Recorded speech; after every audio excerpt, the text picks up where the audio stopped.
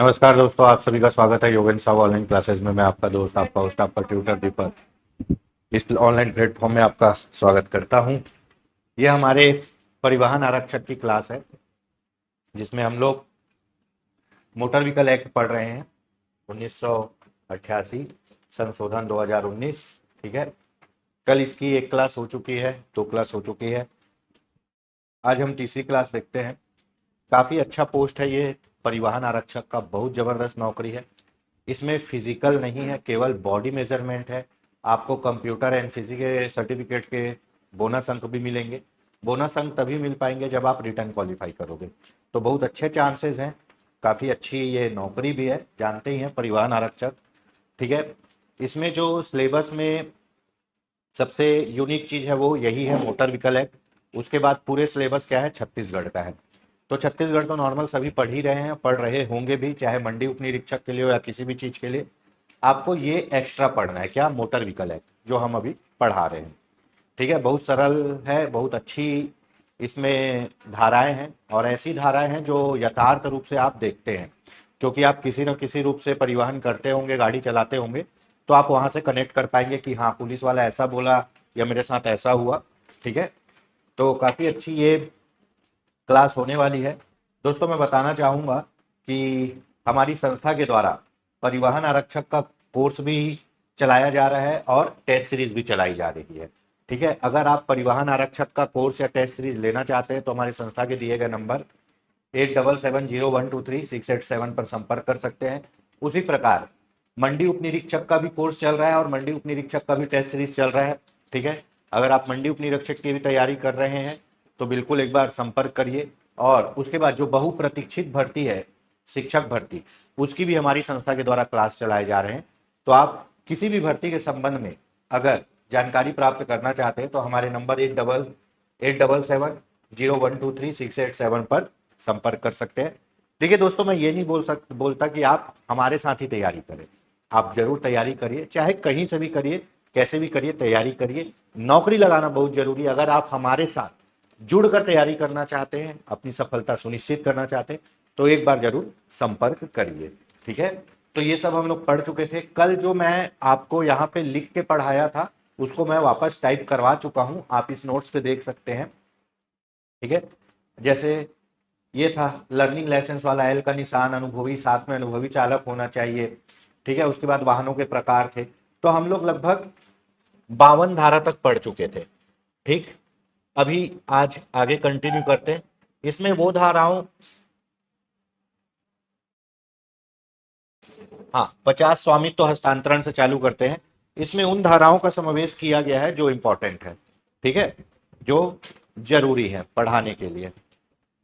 ठीक, चलिए, motor vehicle act में कुल 217 धाराएं हैं, 2 अनुसूची हैं, 14 अध्याय हैं।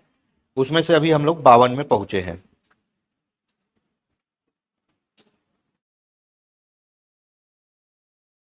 ठीक, धारा 50,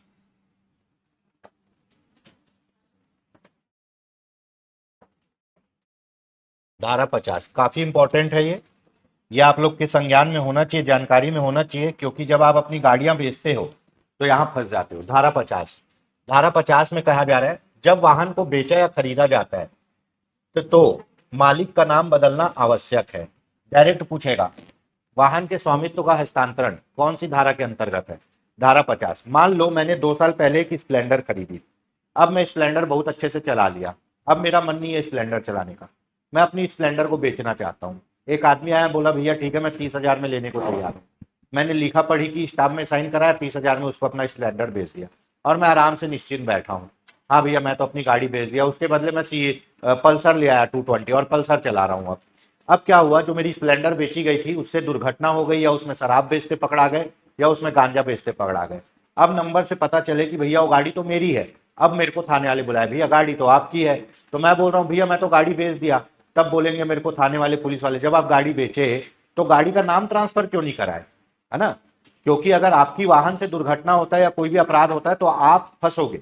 इसीलिए जब भी आप अपना वाहन बेचो तो वाहन का नाम आरसी बुक में नाम चेंज करवा लेना चाहिए। ठीक है, वाहन के रजिस्ट्रेशन नंबर में किसका नाम जुड़ा हुआ है, आपका नाम जुड़ा हुआ है। अगर आप उस वाहन को बेच चुके हो तो आपको अपना नाम वहां से हटवा लेना चाहिए, ताकि वो वाहन आपके नाम से पंजीकृत ना दिखाए और भविष्य में किसी भी प्रकार की परेशानी हो तो आप उससे बचे। तो जब भी कोई गाड़ी को खरीदा या बेचा जाए तो आरसी बुक में मालिक का नाम बदलवाना चाहिए, धारा 50 के अनुसार। ठीक है, ये तो नॉर्मल सी बात है। अब धारा 52 देख लेते हैं, ये काफी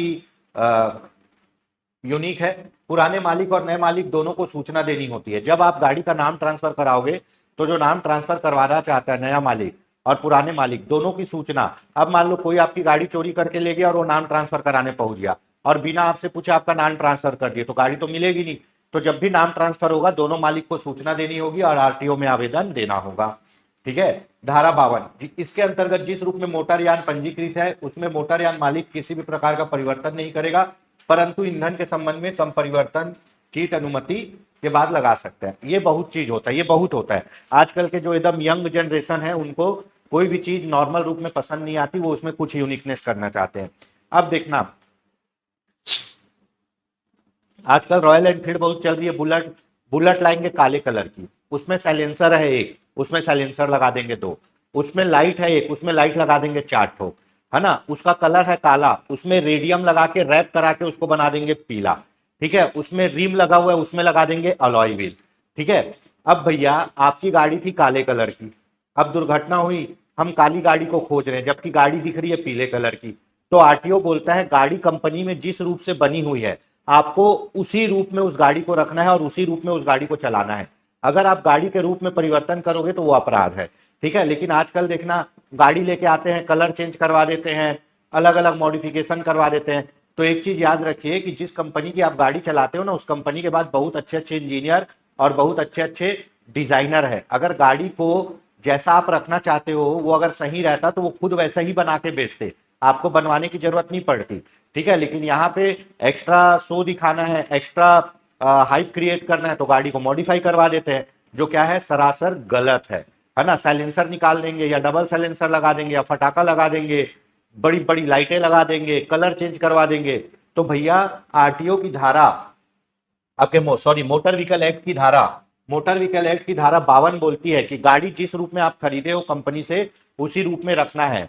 ठीक है, और अगर आप गाड़ी के ईंधन में परिवर्तन कराना चाहते हो, नॉर्मली क्या होता है कि कार वाले जो पेट्रोल कार चलाते थे, पेट्रोल का दाम बढ़ने से वो उसमें सीएनजी किट लगवा लिए। अब जो आप पेट्रोल से चला रहे थे अब वो चल रही है सीएनजी से, तो भैया आपके आरसी बुक में गाड़ी के रजिस्ट्रेशन में क्या लिखा है कि ये कार पेट्रोल है, लेकिन आप चला रहे हो सीएनजी से, तो ये भी तो एक अपराध है। अगर आपको अपने ईंधन में परिवर्तन कराना है तो आप पहले आरटीओ से अनुमति लो कि मैं अपने पेट्रोल कार को सीएनजी कार बनवाना चाहता हूं। अनुमति मिलने के बाद ऑथराइज डीलर से सीएनजी किट लगाओगे तब वो सही है, पर गाड़ी में जो एक्स्ट्रा मॉडिफिकेशन है वो नहीं कर सकते। हाँ, अगर आप गाड़ी का कलर चेंज करवाना चाहते हो तो उससे भी आरटीओ से परमिशन लेना पड़ेगा कि ये फलाना फलाना गाड़ी अब इस कलर की होगी। ठीक है, चलो धारा 53 में क्या है, आरसी का निलंबन। आरसी मतलब रजिस्ट्रेशन सर्टिफिकेट। अब आप एक गाड़ी खरीद के लाते हो, वो गाड़ी का क्या करते हो, आरटीओ से रजिस्ट्रेशन कराते हो, तब आपको नंबर मिलता है, उसका इंश्योरेंस कराते हो, तब आप गाड़ी चला पाते हो। तो जब आपका गाड़ी का नंबर आता है वही क्या है, आपका आरटीओ रजिस्ट्रेशन। ठीक है, पिछली क्लास में धारा 41 में हम लोग पढ़े थे क्या, गाड़ी का आरसी रजिस्ट्रेशन, गाड़ी का रजिस्ट्रेशन सर्टिफिकेट, आरसी जिसको बोलते हैं रजिस्ट्रेशन सर्टिफिकेट, वो जरूरी होता है। और वही रजिस्ट्रेशन सर्टिफिकेट का यहां पे निलंबन बोल रहा है। अगर आप यदि वाहनों को नियमों के विरुद्ध पाया जाता है तो आरसी को निलंबित किया जा सकता है।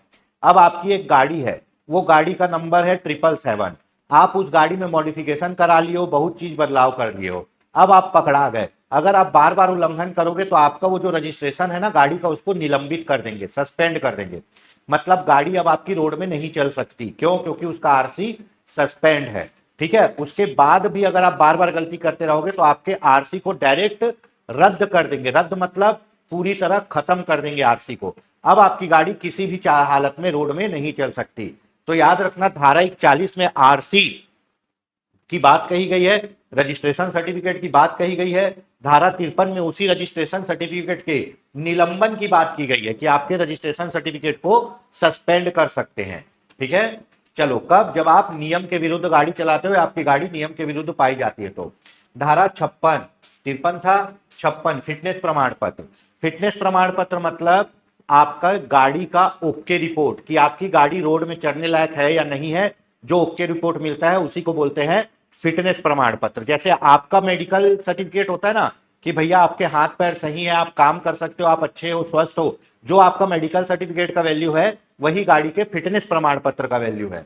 ठीक है, तो फिटनेस प्रमाण पत्र कौन सी गाड़ियों को लगता है, याद रखना, फिटनेस प्रमाण पत्र लगता है, ठीक है, परिवहन वाहनों के लिए, है ना, किसके लिए, परिवहन वाहनों के लिए, और जो वाहन क्या करते हैं आपका सवारी लेके जाते हैं। ठीक है, परिवहन वाहन के लिए फिटनेस सर्टिफिकेट होना जरूरी है, वाहन की तकनीकी स्थिति जांची जाती है, सुरक्षित होने पर फिटनेस प्रमाण पत्र दिया जाता है। फिटनेस प्रमाण पत्र के लिए क्या करते हैं भैया, गाड़ी को देखते हैं कि गाड़ी का इंजन सही है ना, ज्यादा प्रदूषण तो नहीं कर रहा है, गाड़ी का हेडलाइट जल रहा है ना, गाड़ी का इंडिकेटर जल रहा है ना, गाड़ी के ब्रेक काम कर रहे हैं ना, गाड़ी प्रॉपर कलर की हुई है ना, गाड़ी में रेडियम प्लेट लगा हुआ है ना, गाड़ी का टेल लाइट जल रहा है ना, पूरा देखेंगे कि गाड़ी ओके है कि नहीं रोड में चलने के लिए, है ना। फिटनेस प्रमाण पत्र मोस्टली माल ढोने वाली गाड़ियों को लगता है, और फिटनेस प्रमाण पत्र सवारी ढोने वाली गाड़ियों को भी लगता है। ठीक है, तो परिवहन वालों के लिए फिटनेस सर्टिफिकेट होना जरूरी है, वाहन की तकनीकी स्थिति जांची जाती है, सुरक्षित होने पर फिटनेस प्रमाण पत्र दिया जाता है। ठीक, चलो, इसका आप देखोगे कि जितने स्कूल बस वाले हैं, स्कूल बस वाले हैं, उनका भी फिटनेस चेक करते हैं, कब, साल में एक बार पूरे स्कूल बस को कोई एक मैदान में इकट्ठा करते हैं, और आरटीओ वाले चेक करते हैं कि ये स्कूल बस रोड में चलने लायक है कि नहीं, इसमें बच्चे बैठ के जाते, कहीं बच्चे को दुर्घटना तो नहीं हो जाएगा इस बस में बैठने से, तो पूरा चेक करते हैं। हमारे यहाँ जयंती स्टेडियम में होता है, हर जिले में होता है ये।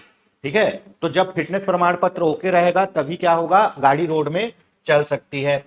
चलो अगला देख लेते हैं, धारा 60, आरसी का रद्द करना। रद्द करना मतलब टोटल खत्म, आपकी गाड़ी, अब आपकी गाड़ी का कोई औचित्य नहीं है, क्योंकि उसका आरसी बुक रद्द हो चुका है, अब वो रोड में चलने लायक बिल्कुल भी नहीं है। ठीक है, यदि वाहन नियमों का पालन नहीं करता तो उसका पंजीकरण रद्द कर दिया जा सकता है। ठीक है, देखो 41 में क्या बोला है, आपको आरसी बुक मिलेगा, है ना। 53 में क्या बोला है, आपके आरसी को क्या कर देंगे, निलंबित, और बार बार गलती करोगे तो आपके आरसी को पूरा रद्द। अब अगर रोड में चलाना है तो फिर से रजिस्ट्रेशन कराइए। ठीक है, तो आपका आरसी रद्द किया जा सकता है।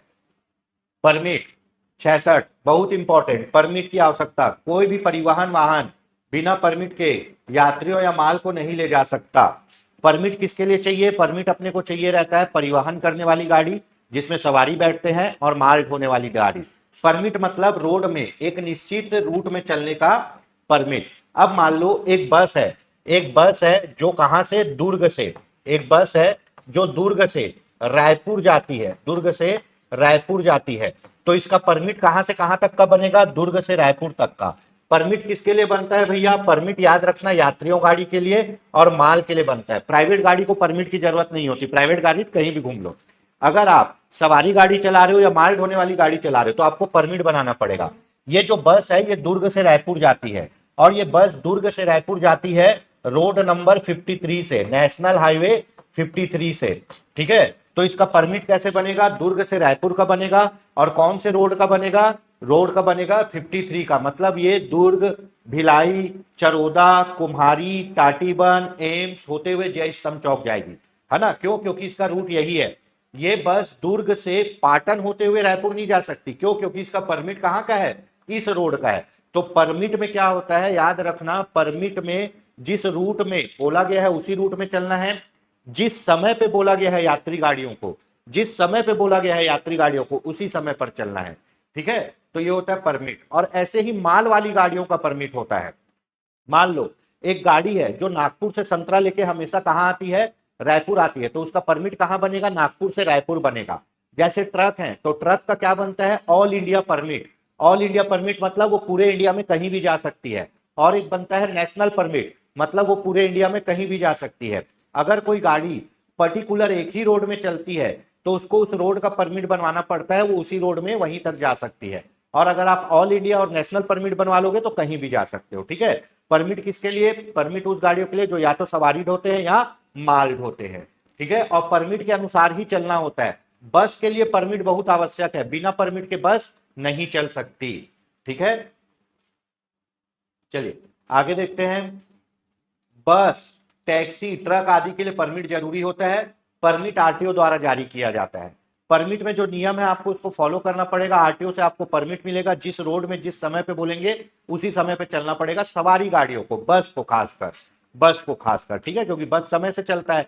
और जो माल वाली गाड़ी है वो कभी भी आ जा सकती, लेकिन वही रोड में चलेंगी जिस रोड का उसको परमिट है। किसी गाड़ी को दुर्ग से नागपुर का परमिट है और नागपुर से दुर्ग का परमिट है, तो वो उड़ीसा नहीं जा सकती, उसको कहां जाना पड़ेगा, दुर्ग से नागपुर और नागपुर से दुर्ग। धारा 67 देख लेते हैं, ठीक है, मोस्ट इंपॉर्टेंट है, ये भी टिक कर लीजिए, है ना। राज्य सरकार की शक्ति, किसकी, राज्य सरकार की, राज्य सरकार की शक्ति, ठीक है, राज्य सरकार की सड़क परिवहन को नियमित करने की शक्ति, है ना। इसके अंतर्गत राज्य सरकार जनता, व्यापारी, सार्वजनिक मार्ग आदि के हित में निर्देश जारी कर सकता है। देखो, राज्य सरकार क्या कर सकता है, सड़क परिवहन को नियंत्रित कर सकता है। कैसे, अगर मान लो आगे जाम लगा है, बहुत ज्यादा जाम है, तो राज्य सरकार और ट्रैफिक पुलिस क्या कर सकती है, मार्ग को डाइवर्ट कर सकती है। उस समय आप ये नहीं बोलोगे कि मेरा परमिट उस रोड का है तो मैं इस रोड में नहीं जाऊंगी, वो बोल दिया ना इधर जाना है तो जाना है। अब कोई नेता मंत्री या कोई बहुत बड़ा आदमी आ रहा है तो उसके लिए क्या होता है, ट्रैफिक को रोका जाता है। तो आप ये नहीं बोल सकते हो कि भैया ट्रैफिक रोके क्यों, मेरा मौलिक अधिकार है आवागमन का, आप खोलो मैं वहीं से जाऊंगा, है ना। क्यों, क्योंकि राज्य सरकार के पास शक्ति है भैया सड़क परिवहन को नियंत्रित करने की, ठीक है। तो राज्य सरकार जब जनता के हित में और सद्भावना से अगर मार्ग डाइवर्ट करती है, मार्ग को रोकती है, तो आपको वो बात माननी पड़ेगी। यही चीज बता रहा है धारा 67, राज्य सरकार की सड़क परिवहन को नियमित करने की शक्ति, है ना। इसके अंतर्गत राज्य सरकार जनता, व्यापारी और सार्वजनिक मार्ग आदि के हित में निर्देश जारी कर सकते हैं, मार्ग को डाइवर्ट कर सकते हैं, ट्रैफिक को रोक सकते हैं, ठीक है। अब धारा 68 आरटीए, आरटीए मतलब रीजनल ट्रांसपोर्ट अथॉरिटी, एक होता है आरटीओ, आरटीओ ऑफिस, है ना, आरटीओ रीजनल ट्रांसपोर्ट ऑफिस, यही रीजनल ट्रांसपोर्ट ऑफिस में यही अथॉरिटी बैठती है, ठीक है। आरटीए रीजनल ट्रांसपोर्ट अथॉरिटी, है ना, का गठन किया जाता है। ये अथॉरिटी क्या करती है, परमिट जारी करती है और परिवहन व्यवस्था को नियंत्रित करती है। मतलब आरटीओ ऑफिस में जो अथॉरिटी बैठती है उसी को बोलते हैं आरटीए, रीजनल ट्रांसपोर्ट अथॉरिटी। ये परिवहन के लिए आपको परमिट जारी करेगी और ट्रैफिक व्यवस्था को नियंत्रित करेगी, ठीक। परमिट के लिए आवेदन, अब आपको 69 यहाँ परमिट बोला, परमिट किसको चाहिए, परमिट चाहिए माल ढोने वाली गाड़ी को और सवारी ढोने वाली गाड़ी को, ठीक है, परमिट चाहिए। अब परमिट के लिए आवेदन किस में दिया गया है, परमिट के लिए आवेदन किस में दिया गया है, 69 में। परमिट के लिए आवेदन किस में दिया गया है, 69 में, है ना। परमिट प्राप्त करने के लिए आवेदन देना पड़ता है। आवेदन में क्या जानकारी देना पड़ेगा, वाहन का प्रकार, मान लो वाहन है क्या, वाहन है आपका बस, ठीक है। मार्ग कहां से रहेगा, मार्ग राजनांदगांव, दुर्ग और रायपुर, ठीक है। उसके बाद मालिक की जानकारी, मालिक है इनके अर्जुन सिंह, कौन है, अर्जुन सिंह, ठीक है। उसके बाद गाड़ी कौन सी है, गाड़ी है आपकी टाटा की बस, क्या है, टाटा की बस, कितनी सीटर है, कितनी सीटर है, 30 सीटर बस है। ये पूरी जानकारी आपको देनी पड़ेगी, तब आपको परमिट मिलेगा। और उसी परमिट के अनुसार उसी रोड पर, जिस रोड पर का आप परमिट लिए हो उसी रोड पर गाड़ी चलेगी, जो समय है उसी समय अनुसार चलेगी सवारी गाड़ी, ठीक है। तो परमिट के लिए आवेदन कौन से अनुच्छेद धारा में करते हैं, 69 में परमिट के लिए आवेदन करते हैं, ठीक है। वाहन का प्रकार राजनांदगांव, दुर्ग, रायपुर जाएगी। जानकारी मालिक अर्जुन सिंह, टाटा की 30 सीटर बस है, ठीक है। और ये परमिट कौन जारी करेगा, आरटीए जारी करेगा, कौन, रीजनल ट्रांसपोर्ट अथॉरिटी। और परमिट का आपको क्या करना है, पालन करना है। अगर परमिट का आप पालन नहीं करोगे तो परमिट को रद्द कर दिया जाएगा, ठीक है। तो ये परमिट के लिए आवेदन देना पड़ता है ऐसे, ठीक, और निर्धारित शुल्क लगती है। तो परमिट के लिए आवेदन भी समझ में आ गया। अब stack carriage permit, stack carriage permit ऐसा परमिट जिसमें वाहन, पूरे वाहन को किराए पर लेकर चलाया जाता है, ठीक है। उदाहरण क्या होगा, उदाहरण होगा बस और टैक्सी। उदाहरण क्या है, बस, taxi, tourist bus. Stack, stack permit क्या होता है मैं बता रहा हूं। अब आप एक बस पे बैठते हो, है ना, आप एक नॉर्मल बस पे बैठते जो लगभग डेली उसी रूट पे चलती है, ठीक है। एक बस है ना, जो कहां से कहां तक चलती है, जो चलती है दुर्ग से रायपुर तक। एक बस है जो दुर्ग से रायपुर तक चलती है, डेली चलती है, ठीक है। दुर्ग से 9 बजे छूटती है और 11 बजे दिन में रायपुर पहुंच जाती है। रायपुर से 2 बजे छूटती है और 4 बजे दुर्ग पहुंच जाती है। ठीक है, तो ये एक बस है। देखो मैं बता दूं, हमारे यहाँ राज्य परिवहन को समाप्त कर दिया गया 2002-2003 में। हमारे यहाँ राज्य परिवहन नहीं चलता। राज्य परिवहन के बदले क्या चलता है, हमारी सरकार प्राइवेट बसों को अधिग्रहित की है, अधिग्रहण की है और उनको बोली है कि आप बस चलाओ, ये निश्चित किराया है, ये किराए को वसूलो और अपना बस चलाओ। और आप जाओगे जैसे उड़ीसा में, तो उड़ीसा में सरकारी बस चलती है, मध्य प्रदेश में भी सरकारी बस चलती है, महाराष्ट्र में भी चलती है ना, हिमाचल में भी चलती है, पूरे भारत में चलती है, दिल्ली में भी चलती है, सब राज्यों में चलती है। हमारे यहाँ राज्य परिवहन को बंद कर दिया गया। उसके बदले क्या किया गया, उसके बदले जो प्राइवेट बस मालिक है ना, उनकी बसों को परमिट दे दिया गया कि आप इस बस को इस रूट से इस रूट में चलाइए। ठीक है, उसमें लिखा रहता है राज्य शासन द्वारा अधिकृत, देखना बस में। तो लोग क्या करते हैं, जो निर्धारित किराया है उसको वसूलते हैं और बस को चला रहे हैं, मतलब सेवा दे रहे हैं। तो एक बस है जो रोज दुर्ग से रायपुर चलती है। अब इसमें क्या होगा, कोई आदमी दुर्ग में बैठा भिलाई में उतरा, कोई भिलाई में बैठा कुम्हारी में उतरा, कोई कुम्हारी में बैठा रायपुर में उतरा, वैसे कोई रायपुर में बैठा कुम्हारी में उतरा, कुम्हारी वाला भिलाई में उतरा, भिलाई वाला दुर्ग में उतरा। कोई आदमी कहीं भी चढ़ रहा है और कहीं भी उतर रहा है। क्यों, क्योंकि ये डेली रूट की बस है, डेली चलती है। ठीक है, अब एक होता है इसी बस को जो डेली चलती है, इसी बस को मैं बारात जाने के लिए, ठीक है, मैं बारात जाने के लिए बुक कर लिया। अब मैं बारात जाने के लिए बुक कर लिया, कहां, दुर्ग से रायपुर के लिए ही बुक किया, बारात जाने के लिए। ठीक, और अब इसमें अपने पूरे घर वालों को बैठाया और बारात जा रहा हूं। तब ये बस किसी को चढ़ाएगी और उतारेगी क्या बीच में? नहीं। क्योंकि इसको मैं प्राइवेट बुकिंग करा लिया हूं। जब मैं किसी बस को प्राइवेट बुकिंग करा लेता हूं अपने लिए, तो उसके लिए भी आपको उस रूट में चलने के लिए परमिट चाहिए। प्राइवेट बुकिंग के लिए जो परमिट होता है उसको बोलते हैं स्टैग कैरियज परमिट। क्या बोलते हैं? Stag carriage permit. ऐसा परमिट जिसमें पूरा वाहन बुक हो, है ना, पूरा वाहन किराए पर लेकर चलाया जाता है, उसको बोलते हैं स्टैग कैरियज परमिट। जैसे टैक्सी और बस, ये रोज चल रही है, आप टिकट लो बैठो उतरो, कोई मतलब नहीं, वो नॉर्मल परमिट में चली है। अगर मैं इसको प्राइवेट बुक कराऊंगा तो जिस रूट में जाना है उस रूट का परमिट बनाना पड़ेगा। प्राइवेट बुकिंग का जो परमिट होता है उसको बोलते हैं स्टैग कैरियज परमिट। ठीक है, चलो अगला देख लेते, 72। 72 हो गया, स्टैग कैरियज परमिट। अब धारा 81, परमिट की वैधता और नवीनीकरण। जाहिर सी बात है, परमिट एक लिमिट समय तक ही मिलता है और उस समय के समाप्ति के बाद उसको क्या कराना पड़ेगा? रिन्यू कराना पड़ेगा। वैसे ही लाइसेंस भी एक समय के लिए ही मिलता है ना, लाइसेंस भी एक समय के लिए मिलता है और लाइसेंस को भी एक समय के बाद क्या कराना पड़ता है? रिन्यू कराना पड़ता है। लाइसेंस का मैं बता देता हूं।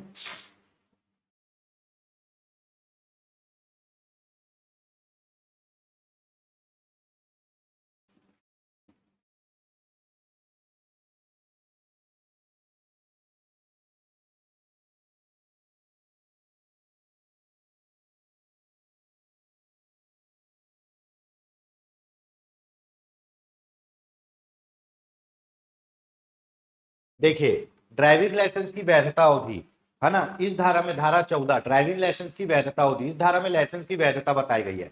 समान लाइसेंस 20 वर्ष या 50 वर्ष की आयु तक। देखिए, जब आप पहली बार लाइसेंस बनवाते हो, तो वो 20 साल, कितना, 20 साल तक, या व्यक्ति की उम्र कितना, व्यक्ति की उम्र 40 साल तक वैलिड रहता है। मान लो कोई आदमी 30 साल में लाइसेंस बनवाता है, तो उसका लाइसेंस कितने साल तक? व्यक्ति की उम्र जब 40 साल होगी तब तक वैलिड रहेगा, सामान्यतः ऐसे कहा जाता है। लेकिन वो 20 साल, लाइसेंस की उम्र 20 साल मानी जाती है।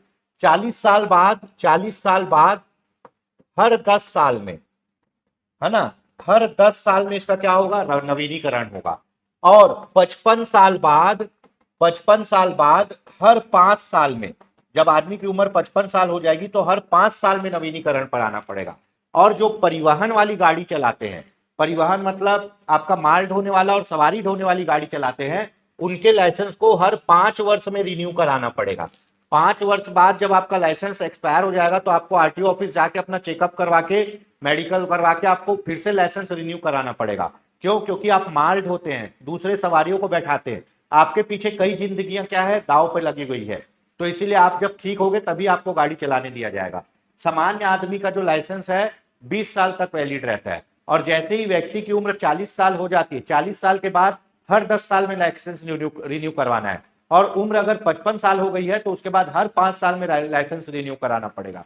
जैसे जैसे उम्र बढ़ते जाएगी लाइसेंस की अवधि कम होते जाती है। ठीक है, तो ये याद रखिएगा, है ना। बिना वाहन लाइसेंस, परिवहन वाहन वाले लाइसेंस कितने साल के लिए जारी होते हैं?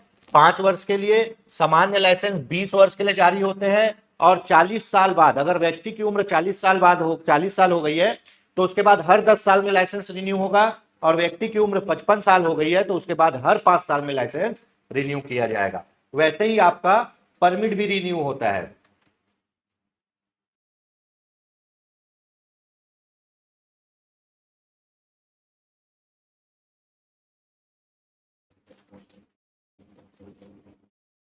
परमिट की वैधता और नवीनीकरण। परमिट एक निश्चित अवधि के लिए जारी होता है और समाप्त होने पर उसका नवीनीकरण कराया जाता है। मान लो अगर 1 साल के लिए परमिट मिला है आपको दुर्ग से रायपुर के बीच चलने के लिए, सवारी वाहन और माल वाहन को, तो 1 साल बाद आपको परमिट को फिर से क्या कराना पड़ेगा? रिन्यू कराना पड़ेगा। बिना परमिट के गाड़ी चलाओगे तो चालान हो जाएगा। ठीक है। धारा 81 परमिट की वैधता नवीनीकरण। धारा 84, 84 में क्या है? परमिट की शर्तें। परमिट की शर्तें, परमिट में कुछ निश्चित शर्तें होती है, जैसे निर्धारित मार्ग पर चलना, जिस मार्ग का आपको परमिट मिला है उसी मार्ग पर आपको गाड़ी चलानी होगी। दूसरा, निर्धारित किराया लेना, जितना किराया सरकार ने निर्धारित किया है उतना ही आपको किराया लेना है, ज्यादा किराया नहीं लेना है। नियमों का पालन करना, समय के नियम का पालन करना, ट्रैफिक नियम का पालन करना, जिस नियम का पालन जरूरी है उसको आपको करना पड़ेगा। ठीक है, तो परमिट के लिए कुछ शर्तें होती जिनको मानना है। परमिट का निलंबन या रद्द, है ना। धारा 84 परमिट के लिए शर्तें। धारा 86 परमिट का निलंबन। परमिट मतलब आपको गाड़ी चलाने का जो परमिशन मिला है वो एक निश्चित रोड में। ठीक है, यदि आप परमिट के नियमों का पालन नहीं करते, उल्लंघन करते हैं, तो आपका परमिट या तो निलंबित कर दिया जाएगा या रद्द कर दिया जाएगा। ठीक है, चलिए धारा 97 मोस्ट इंपॉर्टेंट। धारा 97 मोस्ट इंपॉर्टेंट, केंद्रीय और राज्य नियमों का प्रभाव। आपको पता होगा, मैंने कल पढ़ाया था कि मोटर व्हीकल एक्ट संविधान के समवर्ती सूची का हिस्सा है। किसका? समवर्ती सूची का हिस्सा है। समवर्ती सूची का नियम होता है कि इसमें केंद्र सरकार भी कानून बना सकती है और राज्य सरकार भी कानून बना सकती है। अगर मान लो केंद्र सरकार और राज्य सरकार के कानून में कुछ विवाद हो जाए या दोनों में कुछ अंतर हो, तो कौन सा कानून माना जाएगा? केंद्र सरकार का कानून मान्य होगा। यह चीज याद रखना, समवर्ती सूची का यही एक सबसे बड़ा क्वालिटी है कि केंद्र भी कानून बना सकता है, राज्य भी कानून बना सकता है। अगर केंद्र का और राज्य के कानून में कुछ विरोधाभास हो, कुछ डिस्प्यूट हो, कुछ कॉन्फ्लिक्ट हो, तो केंद्र का ही कानून मान्य होगा। यदि किसी विषय में केंद्रीय और राज्य नियमों में अंतर हो तो केंद्र का नियम मान्य होगा। क्यों? क्योंकि ये समवर्ती सूची का विषय है। 97 बहुत इंपॉर्टेंट है ये। ठीक है। धारा 112 कोई भी वाहन उसके लिए निर्धारित स्थान पर ही निर्धारित गति से चलाया जाएगा, है ना। तो यहां क्या है? स्पीड लिमिट है। क्या है? Speed limit.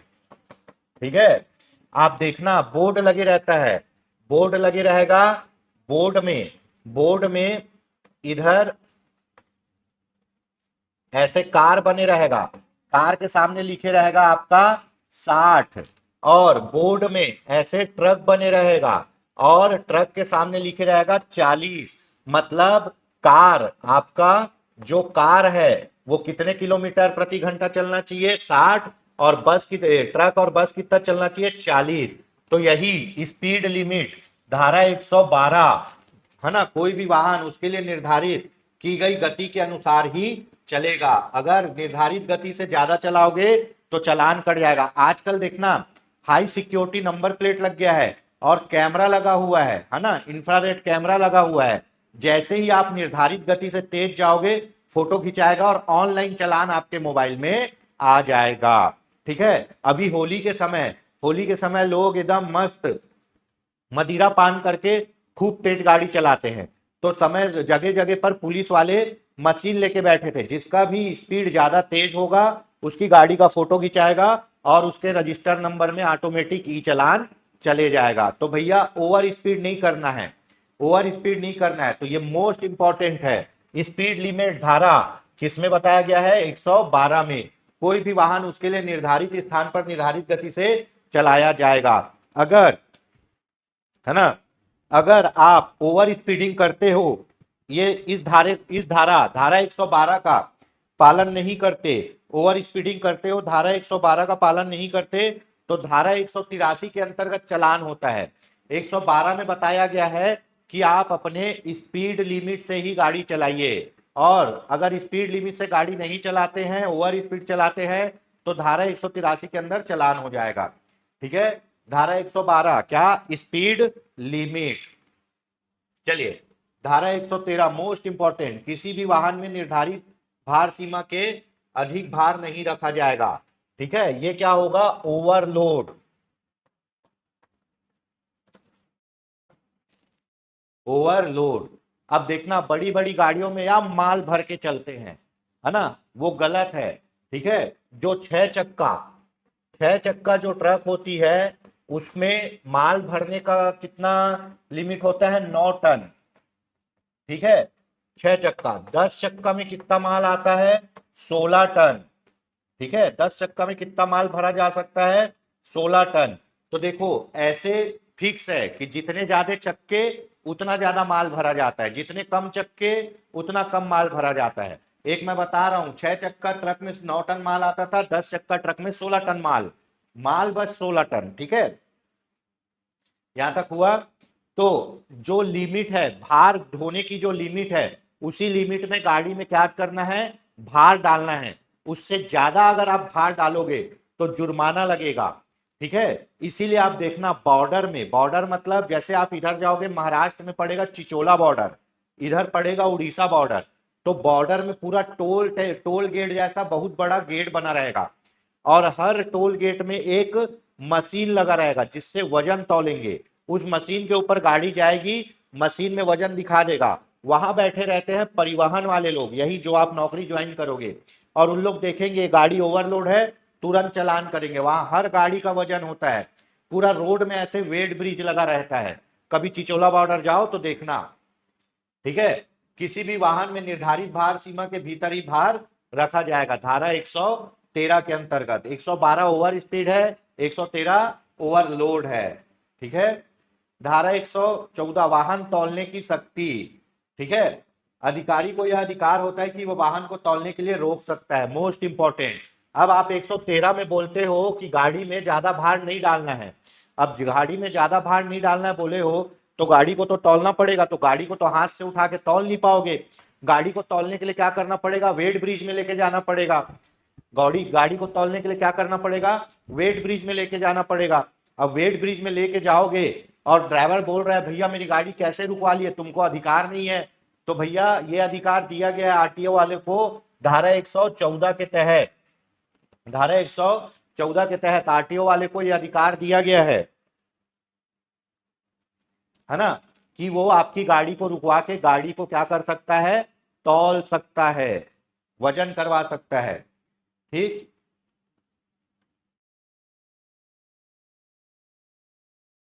धारा 117 पार्किंग स्थल एवं यान वाहन विराम स्थल के संबंध में उत्पन्न किया गया है। धारा 117 में बताया गया है, ठीक है, धारा 117 में बताया गया है आपको अपनी गाड़ी निर्धारित स्थान पर ही पार्क करना है। अगर निर्धारित स्थान पर आप अपनी गाड़ी पार्क नहीं करोगे तो गाड़ी उठा के ले जाएंगे। ठीक है, तो पार्किंग स्थल एवं यान वाहन विराम स्थल के संबंध में उपध्वन किया गया है, आपको अपनी गाड़ी निर्धारित पार्किंग स्थल पर ही क्या करना है? पार्क करना है। आप बोर्ड में देखना, ऐसे पी लिखे रहेगा, पी लिखे रहेगा, है ना, बोर्ड में पी लिखे रहेगा, मतलब यहाँ क्या है? पार्किंग है, गाड़ी आपको यहाँ पार्किंग करना है। और यही पी के ऊपर ऐसे कटमट रहेगा, मतलब यहाँ पार्किंग नहीं करना है, और यहाँ पार्किंग किए तो चालान हो जाएगा। जैसे आप गोवा या कहीं भी बाहर घूमने जाओगे, तो वहां अगर आपकी गाड़ी थोड़ी सी भी रोड में खड़े होगी ना, उन लोग तुरंत आएंगे, स्कूटी उठा के ले जाएंगे, फिर जाओ चालान भरो, इतना तेज कार्रवाई। तो आपको गाड़ी निर्धारित पार्किंग स्थल पर ही खड़ा करना है। कौन सी धारा? धारा 117। ठीक है, अब धारा 119 देखते हैं, यातायात चिन्हों का अनुसरण करने का कर्तव्य। प्रत्येक चालक केंद्र सरकार द्वारा बनाए गए बनाए गए विनियमों एवं संकेतों का पालन करते हुए यातायात को नियंत्रित कर रहे पुलिस अधिकारी के निर्देशों का पालन करते हुए वाहन चलाएगा। मोस्ट इंपॉर्टेंट, यातायात चिन्हों का अनुसरण एवं निर्देशों का पालन।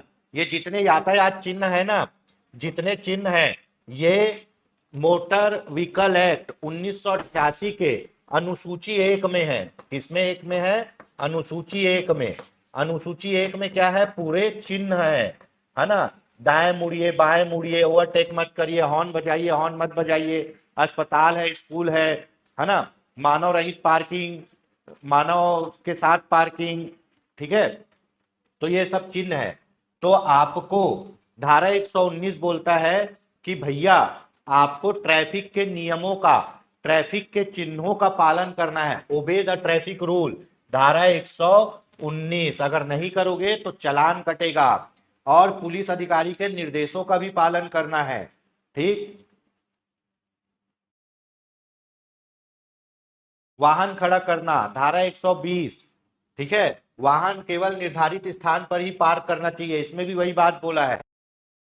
धारा 117 में पार्किंग स्थल और यान के बारे में उपबंध किया गया है कि आपको पार्किंग में खड़ा करना है। और खड़ा करने की बात 120 में कही गई है कि भैया वाहन केवल निर्धारित पार्किंग स्थल पर ही खड़ा करो, दाएं बाएं खड़ा करोगे उठा के ले जाएंगे, चालान हो जाएगा, ठीक है। मोस्ट इंपॉर्टेंट, धारा 122, धारा 122, खतरनाक स्थिति में वाहन छोड़ना या छोड़ना निषिद्ध है। किसी वाहन को ऐसी स्थिति में छोड़ना जिसमें दुर्घटना हो सकती है, अवैध है। आपको अपनी गाड़ी को कहीं भी ऐसे नहीं छोड़ना है जिससे दुर्घटना हो जाए।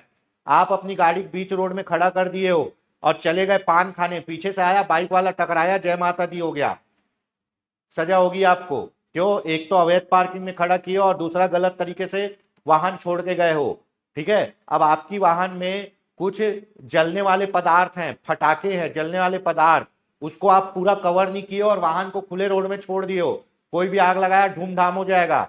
तो वाहन को खतरनाक स्थिति में नहीं छोड़ना है, ये आपकी जिम्मेदारी। आप अपने वाहन को बचाओ और दूसरे को भी बचाओ। तो वाहन को खतरनाक स्थिति में नहीं रखना है, धारा 122, ठीक है। चलिए अगला देख लेते हैं, धारा 124, कोई भी व्यक्ति सार्वजनिक सड़क परिवहन के सड़कों में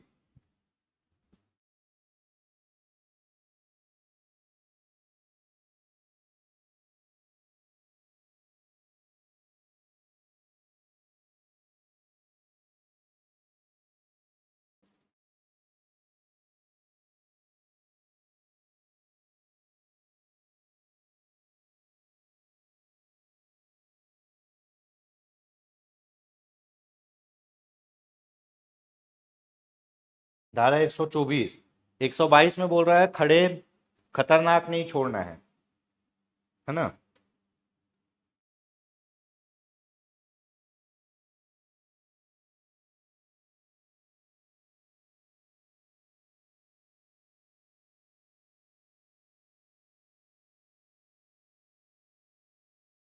124,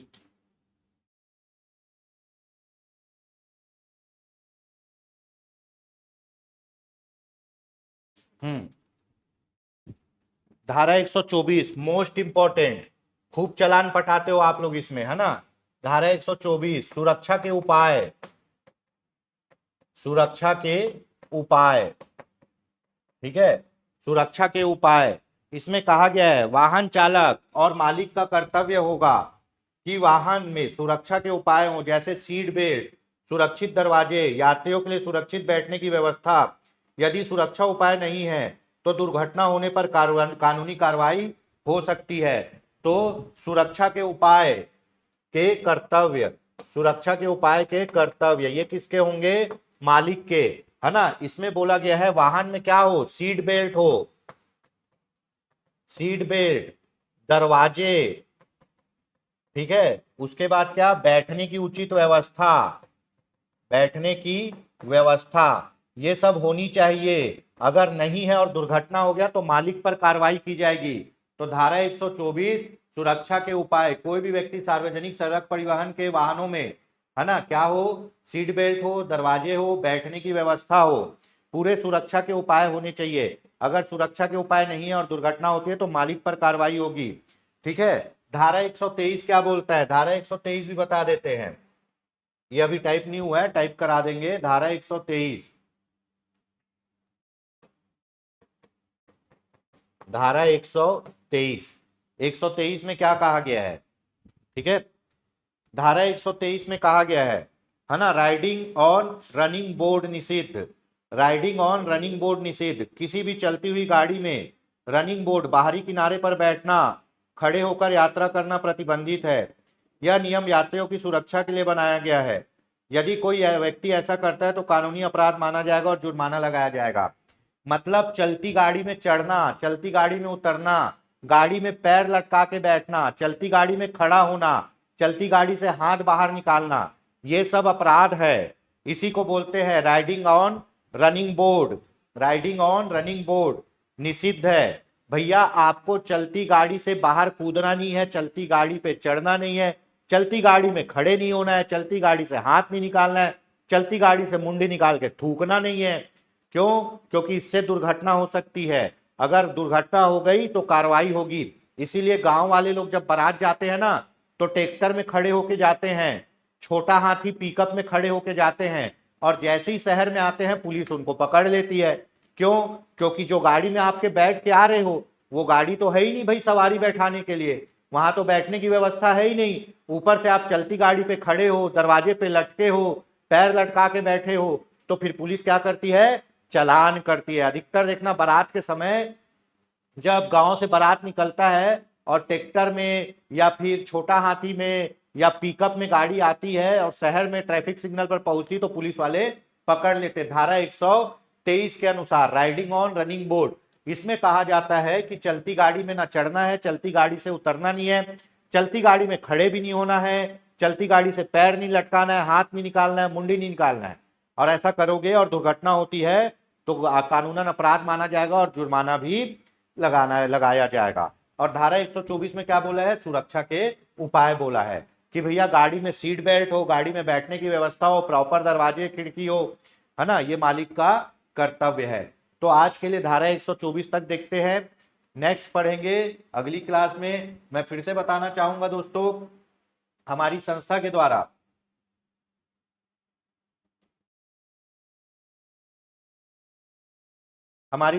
द्वारा परिवहन आरक्षक के कोर्स और परिवहन आरक्षक के टेस्ट सीरीज भी चलाए जा रहे हैं। अप्रैल में एग्जाम है, अभी 1 महीना है, आराम से आप तैयारी कर सकते हो। ठीक है, जो बिगनर है उनके लिए तो नहीं बोलूंगा, उन लोग भी अभी भी तैयारी कर सकते हैं। छत्तीसगढ़ अच्छे से पढ़िए, परिवहन अधिनियम अच्छे से पढ़िए, जरूर आपका सिलेक्शन होगा। समय दीजिए, कम से कम दिन में 5 से 6 घंटा, बहुत अच्छे से तैयारी हो जाएगी। तो अगर आप पढ़ना चाहते हो तो हमारा ऑनलाइन कोर्स भी है, उसका टेस्ट सीरीज भी है, आप देख सकते हो। मात्र 149 रुपए में टेस्ट सीरीज है। ठीक है, और संपर्क नंबर है 8770123687।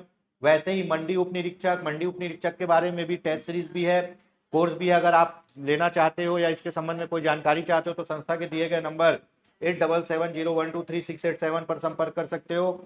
और जो बहुप्रतीक्षित भर्ती है, शिक्षक भर्ती की भी क्लास निरंतर चल रही है। अभी हमारे यहाँ जो सीजी टेट हुआ और सी टेट हुआ उसमें काफी अच्छा प्रदर्शन रहा हमारे स्टूडेंट का। रिजल्ट आने पे जरूर उनसे आपको मुखातिब कराएंगे। काफी अच्छे नंबर लाए हैं हमारे स्टूडेंट, पास हुए हैं, है ना। आप बोलोगे सर रिजल्ट नहीं आया, पास नहीं कैसे हो गए? भैया मॉडल आंसर आया, मॉडल आंसर के अनुसार तो पास हो ही गए हैं, है ना। तो सहायक शिक्षक और व्याख्याता कॉमर्स की भी क्लास चलाई जा रही है। आप अगर शिक्षक भर्ती के में भी कोई जानकारी चाहते हैं तो हमारे संस्था के दिए गए नंबर 8770123687 पर संपर्क कर सकते हैं। देखिए दोस्तों, तैयारी करिए, तैयारी करना बहुत जरूरी है। मैं ये नहीं बोलता कि हम ही सबसे बेस्ट पढ़ाते हैं, ठीक है। अगर आप हमसे जुड़कर तैयारी करना चाहते हैं, आपको हमारे पढ़ाने का तरीका, हमारे पढ़ाने की प्रैक्टिस अच्छी लगती है, तो आप बिल्कुल योगेंद्र साहू ऑनलाइन क्लासेस से जुड़कर अपनी तैयारी कर सकते हैं, है ना। और एक बार जरूर संपर्क करिए अगर आपको पसंद आता है। बाकी अपन यूट्यूब में धूम मचाते रहेंगे। आबकारी का तो परिवहन आरक्षक तो पढ़ा ही रहे हैं, आबकारी भी पढ़ाए थे, उसके बाद अभी मंडी भी पढ़ा ही रहे हैं सर और मैडम, शिक्षक भर्ती भी सीडीपी पढ़ा रही है मैडम, मैं भी पढ़ाऊंगा ही पढ़ाऊंगा। तो यूट्यूब में जितना होगा उतना तो हम अपने स्टूडेंट के लिए करेंगे ही। अगर आप और अच्छे से कलम तोड़ और सफलतापरक तैयारी करना चाहते हो तो जरूर एक बार संपर्क करिए। आप हमारे यूट्यूब चैनल से भी हमसे जुड़ सकते हैं, प्ले स्टोर से हमारी संस्था का ऐप डाउनलोड कर सकते हैं, टेलीग्राम चैनल पे जुड़ सकते हैं, व्हाट्सएप में जुड़ सकते हैं, जैसा भी जुड़ना है जुड़ सकते हैं। जय हिंद, जय भारत, जय छत्तीसगढ़। मिलते हैं नए वीडियो में बहुत जल्दी। जय हिंद।